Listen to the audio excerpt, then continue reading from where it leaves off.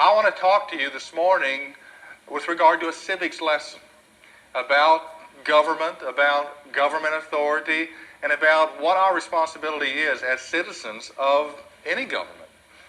We have our own form of government, but as you look around the world, and if you look through the pages of the Bible, you see many different kinds of governments.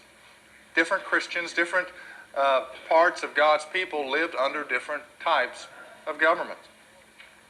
I heard a story about a sheep rancher who had a lot of sheep, and one day a man in a almost immaculate suit walked up to him and said, "If I can tell you exactly how many sheep that you have, can I have one of the sheep?"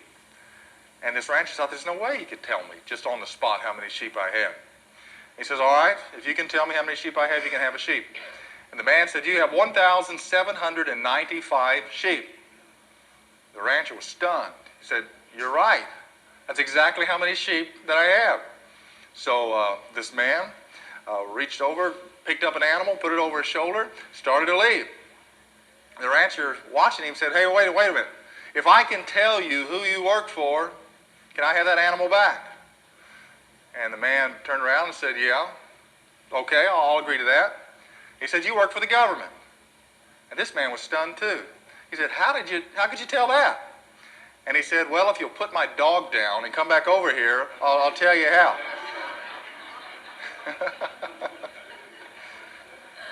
You know, we like to make fun of the government, and it seems like it is so well deserved.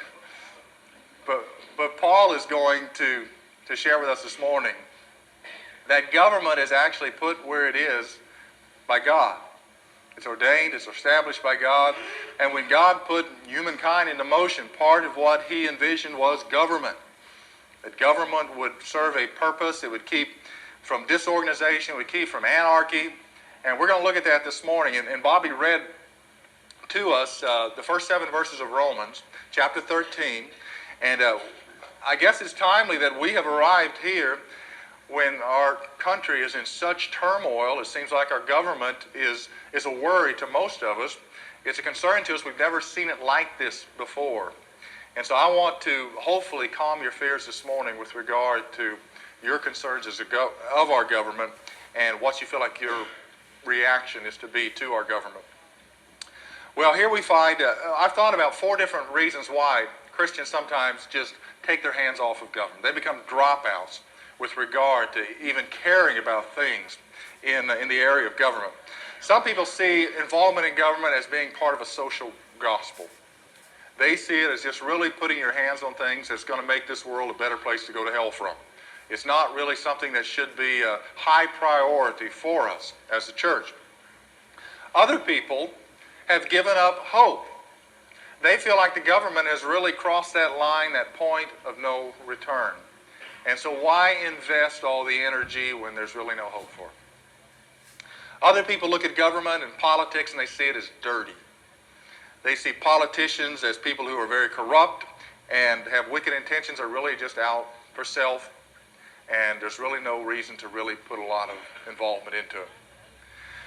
And finally, other people are intimidated.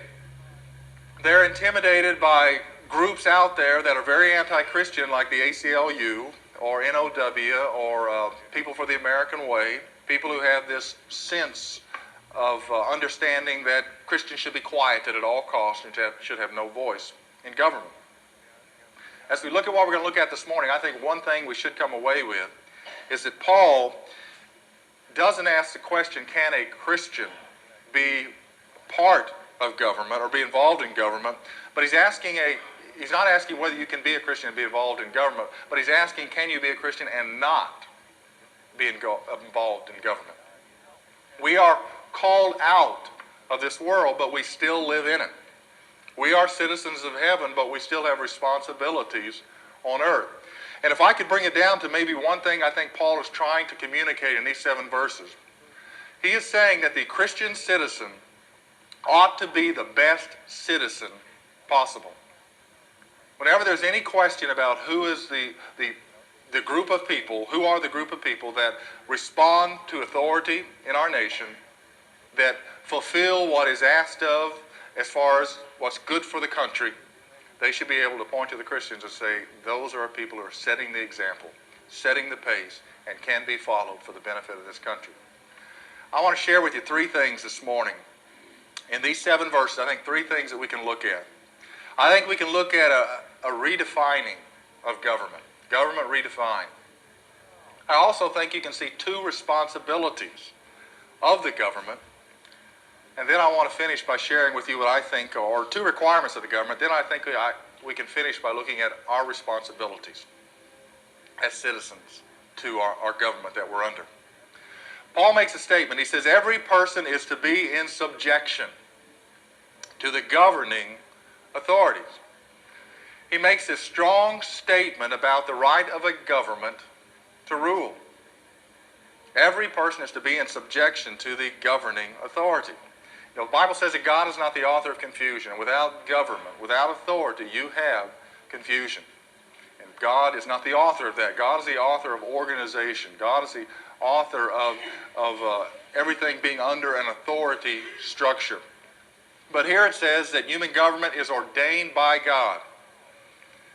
That makes a lot of sense when you may see a government that seems godly.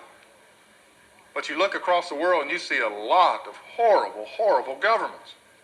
And yet Paul says, for there is no authority except from God, and those which exist are established or ordained by God. To be ordained means to be originated by God. That means it's God's idea. How could it be God's idea when we look at certain governments? Warren Wiersbe said that there's three institutions that God ordained. He ordained, number 1, the home, number 2, the church, and number 3, government. Those are 3 things that are God's idea. Now you might ask a question this morning, what if a government is bad? What if a government is bad? You might say to Paul, you don't understand how bad our government is. The chaos, the gridlock, the problems, the politicians. You don't understand how bad a government it can be under. Well, when Paul wrote this, Paul wrote while there was an edict enacted that made Christianity illegal, that he was writing under the new emperor, Nero, which if you know anything about Nero, he was the pinnacle of persecuting Christians. He was writing while a government was in power that actually crucified Christ.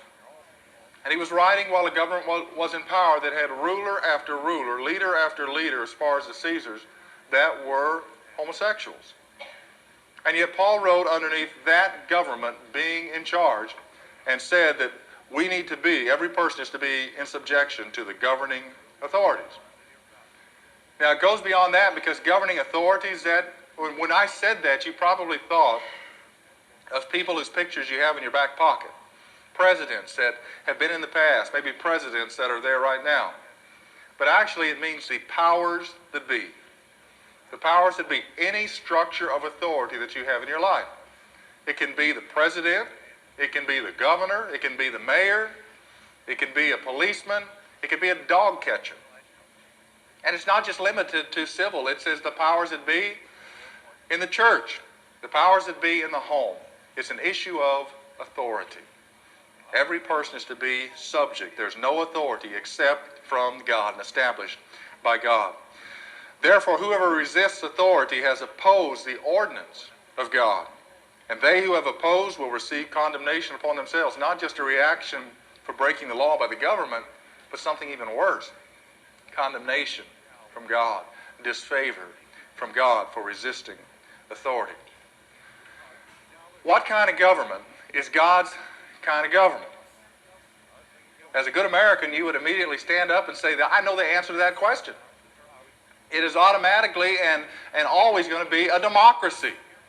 We live here in a democracy, and that is the number 1 type of government that God would affirm. Well, Paul wrote under Roman rule, and if you look at all the different kinds of governments that we have, you can have a monarchy, which is one person in charge. You can have an oligarchy, which is a few people in charge. You can have a republic, you can have a democracy. Rome itself had been a monarchy, a republic, a principate, and now was an empire with emperor rule. It might surprise you this morning if I shared with you that you do not live in a democracy. We think we live in a democracy, and that is something you hear touted over and over, but we do not live in a democracy. I pledge allegiance to the flag and to the democracy for which it stands, the republic for which it stands. There is a difference between a democracy and a republic. A republic is majority rule. It could be mob rule at a ballot box, that you could just decide by the greater number of people voting what we wanted to do and be as a people. A democracy, or a republic that we live in, has democratic activity in it, in which we elect and vote for representatives that we have and some issues. But as a republic, we are saying there are some things that are never up for a vote. And that's why we have a constitution. Those are our inalienable rights that are never to be debated, never to be questioned. And as a republic, we believe those things are our rights as those who were created by God, equal under God's creation. And that's the difference between a republic and a democracy. That is why we live in a republic. We have life, liberty, and the pursuit of happiness, and that is inalienable rights that we have, as well as other things that our Constitution says that we as a people believe. That is why, as a nation, we said one nation under God, and God we trust. We believe those things were set in stone, never to be debated. Only a democracy might try to vote something like that out. A republic says it is not up for question. I think a point that you don't want to miss, the point that I drew out of these verses this morning is this. God has the ability to accomplish His will in spite of or even through a less than godly ruler or government. God has that ability to accomplish His will. A particular government is not going to hinder God's work. It may be more difficult for the citizens, but God will accomplish. He is God, and He can accomplish His work through any government. Romans chapter 9, verse 17, God said this to Pharaoh. For this purpose I raised you up, to demonstrate my power in you, that my name might be proclaimed throughout the whole earth.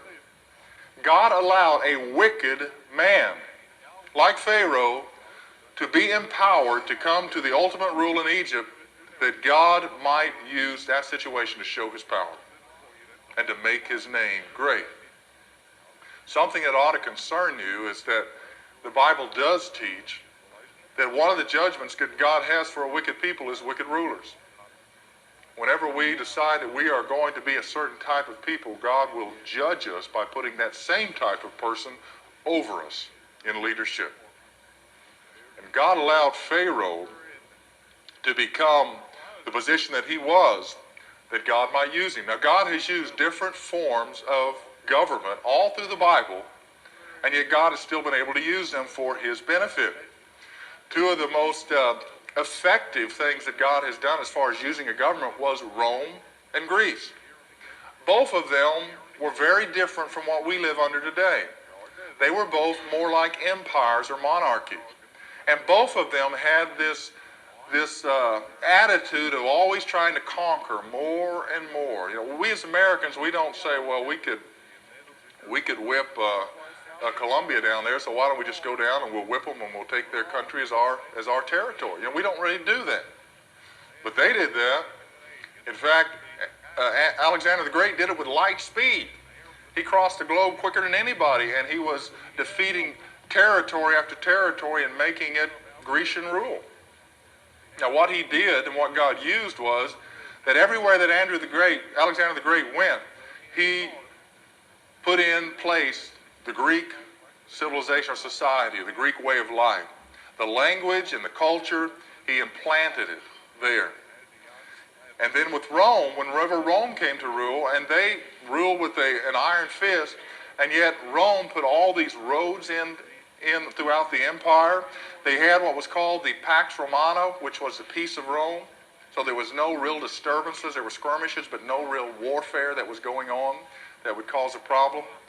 And Rome set up a situation where somebody like the Apostle Paul, who took the message of the gospel, could go over great areas of territory and share and establish churches. He didn't have to get a passport to go into this area or a passport to go into this area. He just went all across the empire at will on these roads that could help him to travel quickly. And he would go and using the Greek culture and above all the Greek language. There is no better language to put this Bible in than the Greek language. And God set the stage. He gave us the perfect language to communicate it in, and then he gave us the perfect situation for it to get a jump start with someone like Paul. If this Bible would have been written in English, it would have been so limited. You think we have theological debates now? The Greek language allows us to, more than any other language, get a grip on what the author's intent was. Because we have one word for love, they have four words for love. And that word that they use tells us what kind of love, so it's not debatable. The English language is much more limited. So God knew exactly what he was doing when he used those forms of government to accomplish what he did. Now in America, we have been blessed for 225 years or so with a republic. And the reason I think that happened is because in 1776 or thereabouts, God had a people there that he could bless with that kind of republic. He had a people that were embracing God in their government, embracing God in their society. They would put passages to God and commitments to God upon their buildings and in their documents. And God blessed them with a republic that could say we are governed by the people and of the people and for the people, that God blessed those people with that type of freedom. One of the men, I think it was Adams, said this. He said, our form of government is meant for the rule of a religious and moral people. He said it is wholly inadequate for any other. What that says to me is when we as Americans stop being a religious and moral people, that this system of government that's been put in place is going to start to fall apart. That it was based on integrity. It was based on the assumption that people would be honest. And we've seen nothing else this past month. We have seen people from both sides stand up there and spin to their own side the so-called facts. That integrity and honesty is not something that people have on the front burner in their life anymore. And whenever you set up that situation, it makes our government stress and strain under it. Because it is based on the fact that we would be a moral and religious people and that we would treat one another right. We would disagree, but we would treat each other right and appropriate under God's sight. And that seems to be disappearing. And whenever that happens, we find that our government system might degenerate to chaos that we see happening and could even see in greater measure in the future.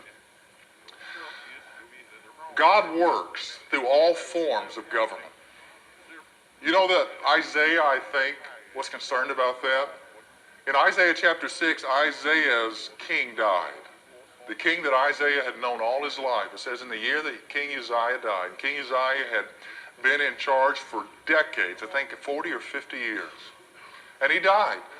And Isaiah was concerned about what was going to happen now. Because whenever you transition from one king to another, you could be with a real high moral guy and you could turn into a despot. But when he was concerned about that and he was before the Lord, it says this. It says, in the year that King Uzziah died, I saw the Lord high and lifted up. What God communicated to him is, Uzziah is gone. Uzziah is no longer on the throne, but God is still where he's always been. God is still on the throne. Regardless of the government, regardless of the ruler, God is still sovereign. And God is still able to work. So the government defined, we see our government again as being established by God, and we are to be in subjection under its authority, regardless of the type of government that we have. Now there's a whole other message that you could preach, which would be backed up by whatever the government and God say different things and what our responsibility is. And I think we see that reason for civil disobedience demonstrated in like Acts chapter 4, where Peter and John say, who do we obey, God or men?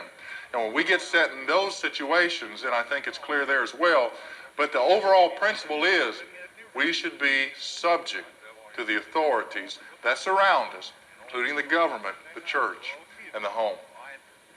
Now, the government, in my mind, has two requirements. Starting in verse 3, it says this, "For rulers are not a cause of fear for good behavior, but for evil. Do you want to have no fear of authority? Do what is good, and you will have praise from the same. For it is a minister of God to you for good.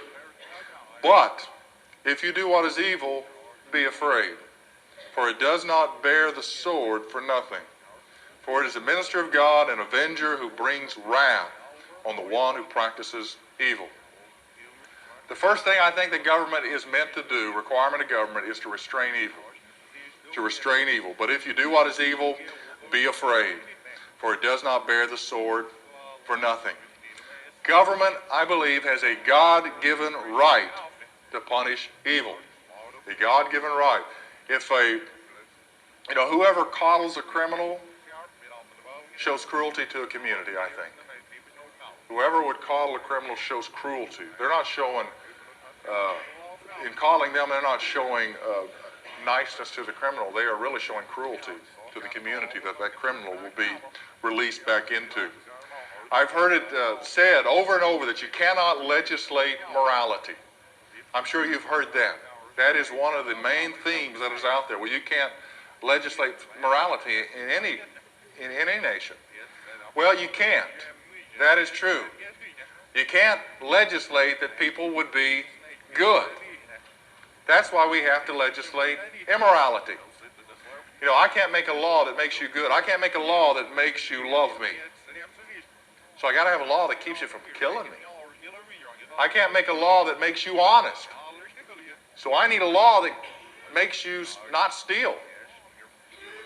There's no law that can be made to make you moral or make you good, so we have to make laws to keep you from being evil.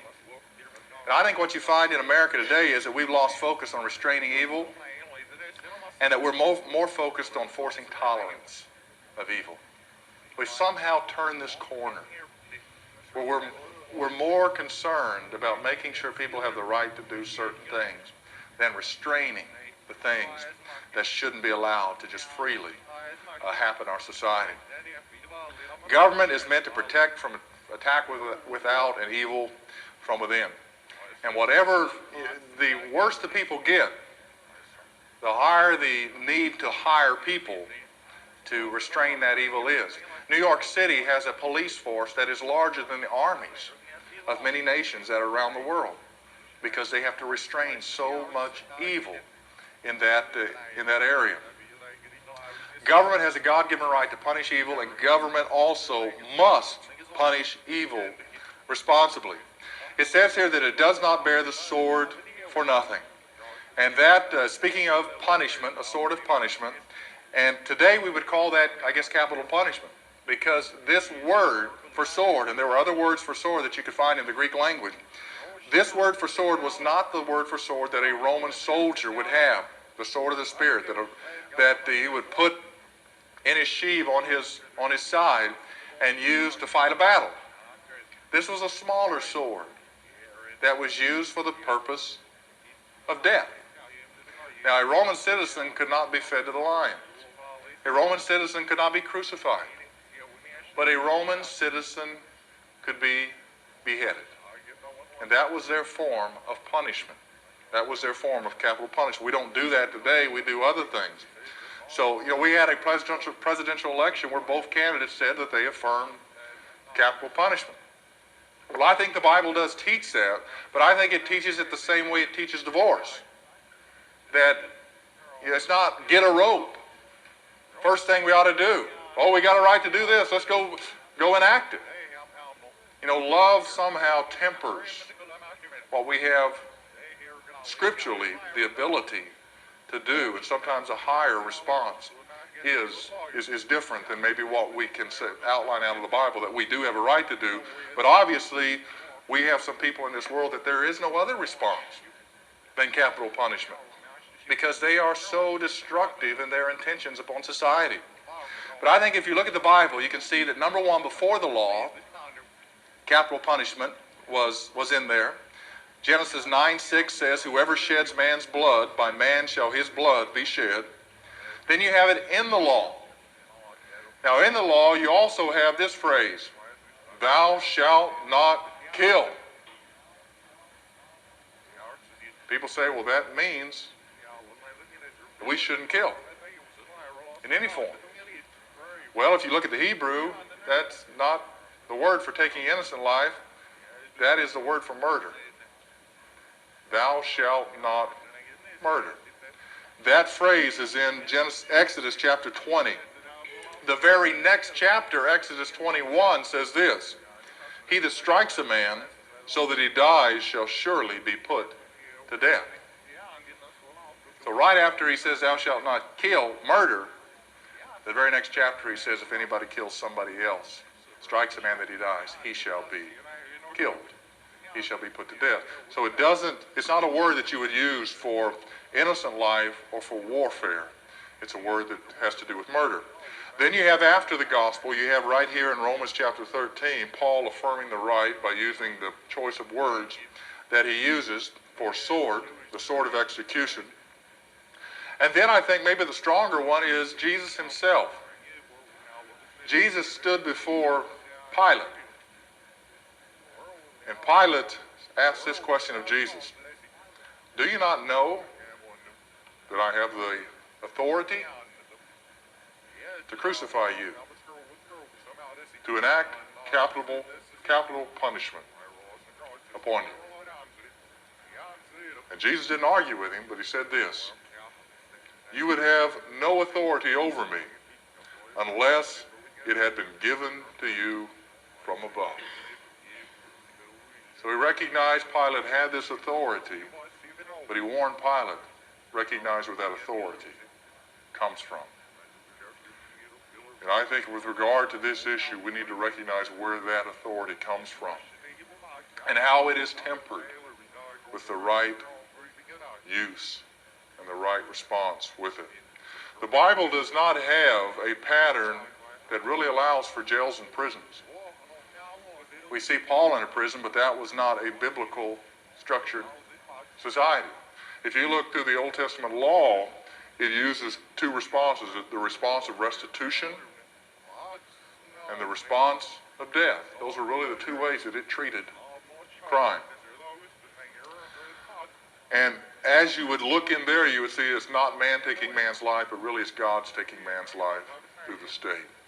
Henry VIII was asked to pardon a man. And Henry VIII pardoned this man who had killed a man prior. And that's the reason he needed to be pardoned.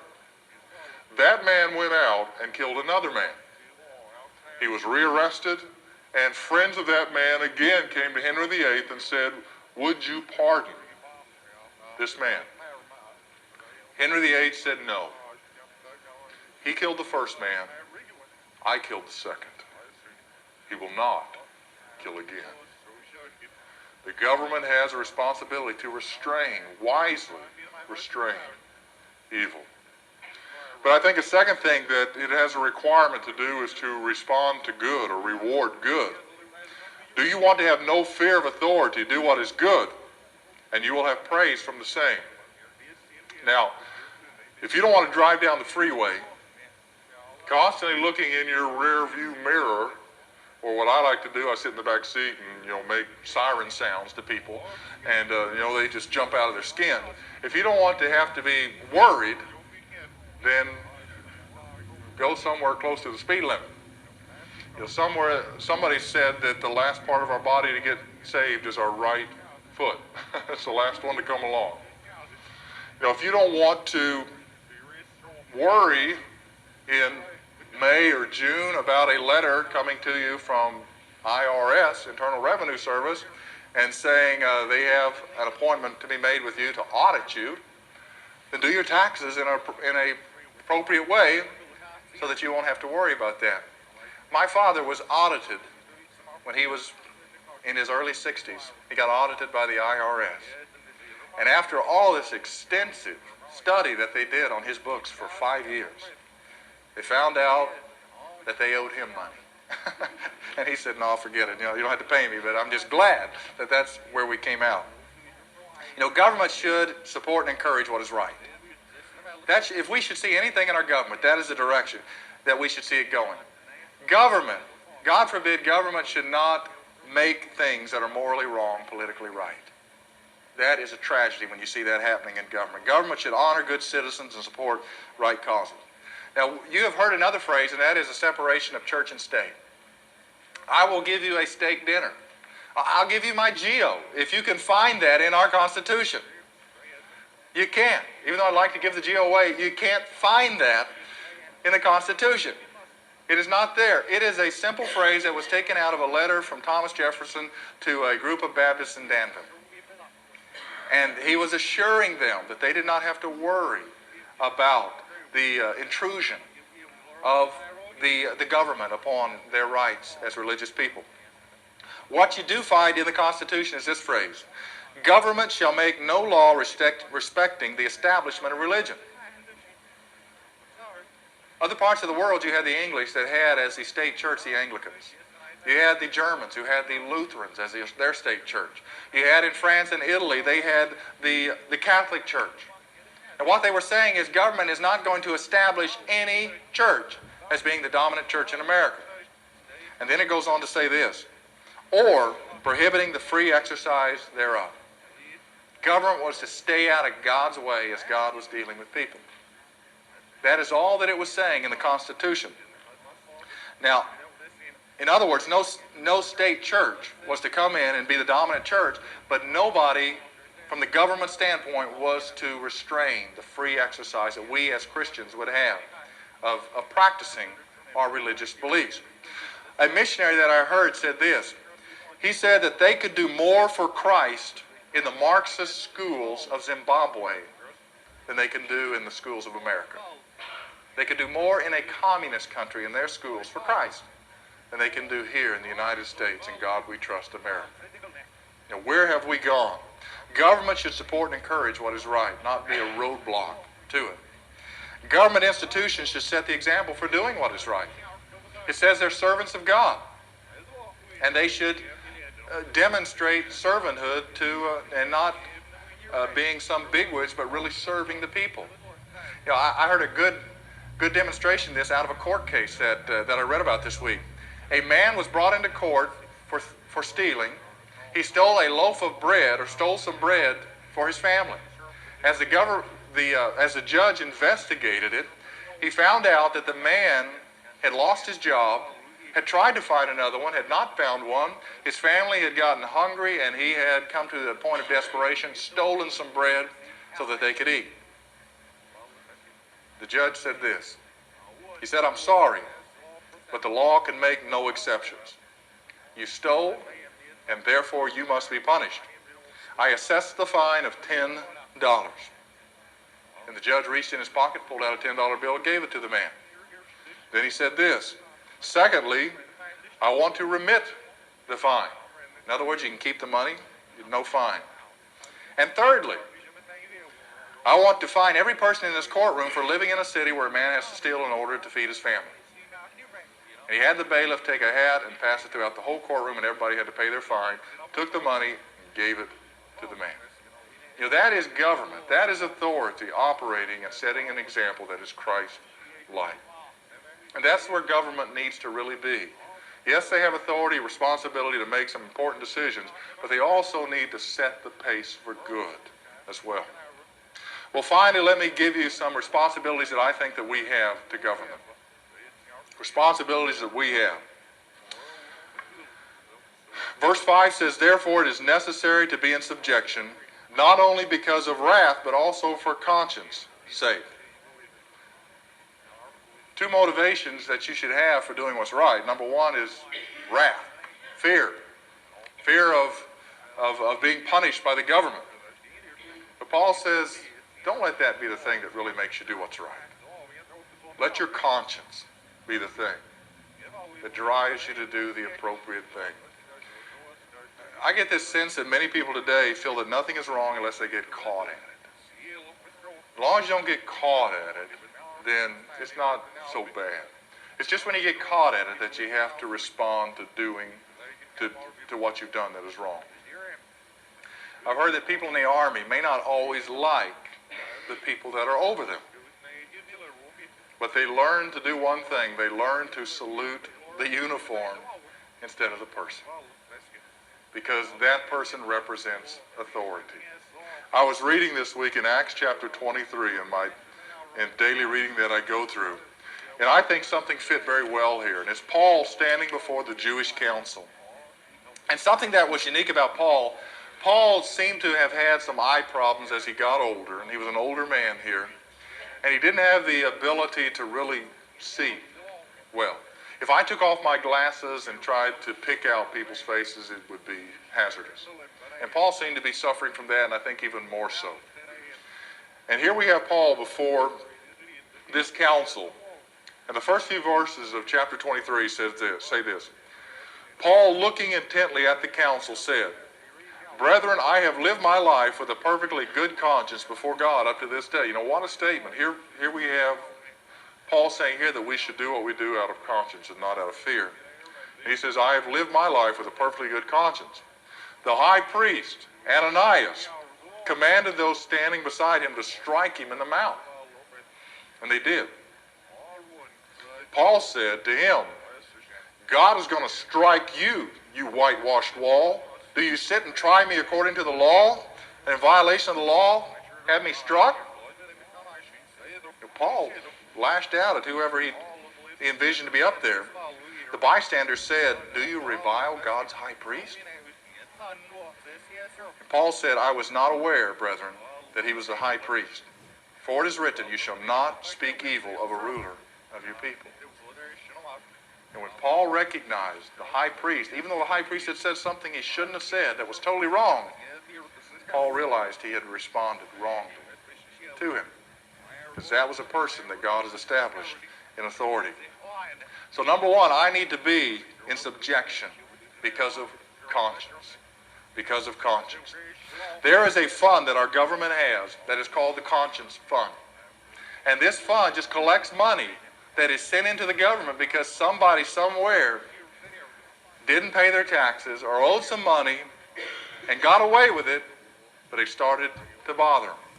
In fact, one letter that I heard of a man who wrote to the government and said, "I have not been able to sleep because I got away with not paying the taxes I should have paid. So I am sending you $150. If I still can't sleep, I will send the rest." And that's what these things go in that conscience fund, because they don't know who it's from. It just comes in anonymously. And one city that I heard of made an announcement in the city paper and said that next week there was going to be an indictment of people off this particular list that would be published, the following list, and that action would be taken against these people. Before that list came out, and during that week, a number of people came to City Hall to straighten out their taxes. The great majority were not even on that list. Some of them were, but they all came in because they knew the fear of God had been put within them that they were going to be dealing with consequences. But we should do what we do because of conscience. And when we get to the place where we've lost our conscience in America in so many areas, it is a dangerous, dangerous trend to happen. Teddy Roosevelt, years ago, as president of our nation, said this. He said there are things that will destroy America. And he gave a list. Number one, prosperity at any price. We see that. Peace at any price. Number three, safety first instead of duty first. Number four, and this got my name all over it, the love of soft living. The love of soft living. You know, let's get the nicest lazy boy they got. Something really comfortable. And finally, a get-rich-quick theory of life. A get-rich-quick theory of life. You know, I have to admit that I don't really care about a lot of things that seem to be on the political debate all the time. There's so many things that are issues with this party or that party that I care about, I develop opinions about because I care enough to look through things. But you know, I could live under a lot of different kinds of governments. And I really don't care how I am taxed. I know there's There's ways of saying, well, you get taxed back or tax at this level or tax in this way. You know, God can work in my life under either one of those systems. I'm not really worried about Social Security as far as that is something I really need to be so overwhelmed with as an issue. And gun control. I have opinions about these things, but I don't feel like they should control my life as far as my thinking. Union or right to work. I know that's a big issue, and God can work through either directions there. Public schools, school vouchers, that whole issue. Those things are areas that different governments are going to treat differently, and different political people are going to treat differently. But where I get concerned is when I have to look through the grid of the Bible, and issues creep over to there. And then if I'm going to vote my conscience or deal from my conscience with issues, and somebody comes along and says, well, you can, in the actual birth itself, bring a baby halfway out of the womb and kill it. I can't resolve that over here. Or somebody comes along and says there's this destructive lifestyle that we need to have as acceptable in our world today and even promote it to our kids. I can't find that here. And when someone says character doesn't matter, the Bible all through it says character matters. Character matters because character is a reflection of God in our lives. I'm going to share with you 5 things that I think we owe to the government. Number 1, we need to pay for it. We need to pay for it. Render all what is due them. Tax to whom tax, and custom to whom custom. You may not like how you're taxed or how much you're taxed, but you cannot argue with the principle of taxation being right in Scripture. The government must build roads. It needs to build sewers. It needs to build bridges. It needs to provide armies. It needs to give us fire protection, police protection, and we need things like city halls and to pay leaders and those who are in authority. I think that it's been well said that a government is in trouble when half the people get the idea that they don't have to work because the other half will take care of them, and the other half feels that it's no good to work because so much of what they earn is taken away from them. A person in France said this: France failed when the people saw the government as a cow to be milked instead of a watchdog to be fed. We need to pay for our government. We need to recognize that everybody needs to be responsible in that. Jesus himself paid taxes. Whenever Peter said, it's tax time, Jesus said, go fishing, Peter. And Peter fished, and he found money inside the fish's mouth and paid their taxes. And Jesus said, we need to pay our taxes lest there be an offense. Lest there be an offense. He said, render unto Caesar the things that are Caesar's. And Caesar provided a lot of things in their society, even though it was a harsh rule. He provided a lot of protection and peace and civic things. So we need to pay for it, then we need to pray for it. 1 Timothy chapter 2 says, first of all, I urge you to pray for all who are in authority, that we may lead a tranquil and quiet life in all godliness and tranquility. If we're praying for our government, Paul says this will be the result. We'll see tranquility and a quiet life. If those in authority are in God's hands and we put them there. We need to pay for it, pray for it, we need to praise it. Honor to whom honor is due. It'd be a good thing for you to do this week to walk up maybe to a policeman and just say thank you. Those guys put their life on the line. I mean, they may have relative quiet for a week, and then it is just interrupted by stark terror. They are fighting for their life and for your rights. You might read something in the paper about how a fire was put out and not allowed to spread, or somebody was actually saved. You might find a fireman and say, you're my hero. People like you are a hero. You might think of your rights that you have and find a serviceman, a veteran, and say, thank you. Thank you for the commitment that you've made and what you have done, because I recognize what you've given back. We need to give honor to whom honor is due. We need to pay for it, pray for it, praise it, and we need to participate in it. We need to render unto Caesar not just our tax dollars, but also our votes, our voice, and our volition, our will, our willingness to get involved. We need to be informed and we need to be active. The more we get involved as Christians, the more it's going to change the climate of this nation that we live in for the cause of Christ. The less we're involved, the more it's going to affect it for the cause of Christ as well, to the negative side. Your involvement will make a difference. We have just seen in our presidential election that if just this size of church and all of us voted a certain way, it would swing the election for the president. So your involvement is important. You may have heard before of the power of one vote. One vote in 1645 made Oliver Cromwell ruler of England. In 1776, and this is very important because I don't know German, but one vote made English our official language instead of German. Now, I would be preaching to you in German this morning. You may not be understanding me, but I'd be preaching to you in German this morning if that vote had gone the other way. In 1845, one vote kept Andrew Jackson from being impeached. In 1876, one vote made Rutherford B. Hayes president.